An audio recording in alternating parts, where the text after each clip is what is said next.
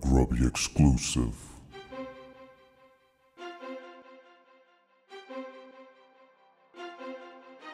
Okay, this is going to be my video about keeping your tracks from clipping in Logic.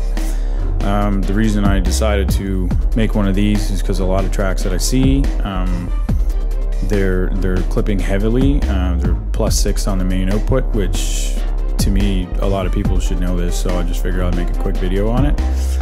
This is basically how I do it. A lot of people ask me how I keep everything underneath and basically how I mix. So within Logic, this is how I do it. I do it at a relatively low level and then compress it afterward.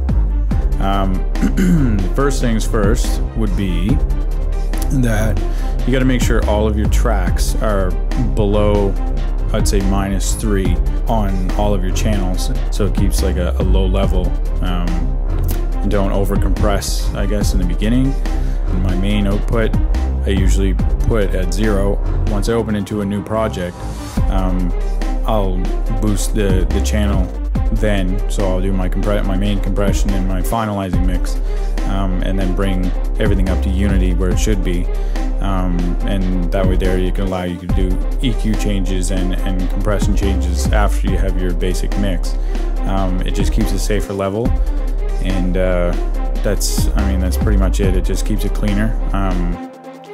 So yeah, basically what you see is all of these channels here, they're way under unity gain, so it gives you a lot more room. Plus I have my panning, so it kind of clears up the mix a bit.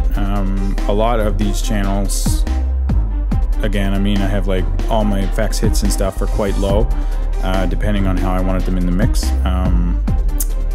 So yeah, this is my drum track, so I have my kick, my snare, my hats, my excuse me, my other percussion hits.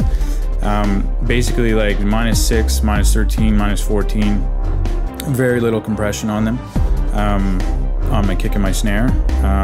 The rest of the channels, these are all my strings. This whole section here is my strings, and if you see, they're, -16, -12, -28, -22, -11, like they're well within the range.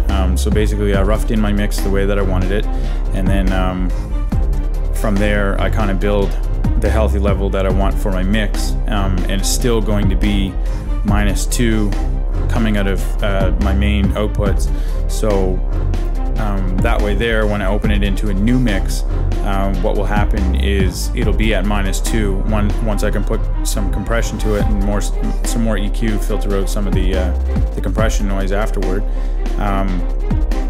It creates a cleaner mix, and it brings it up to unity gain, so you basically get a full-on tight mix without having anything clipping. It's very, very low right now.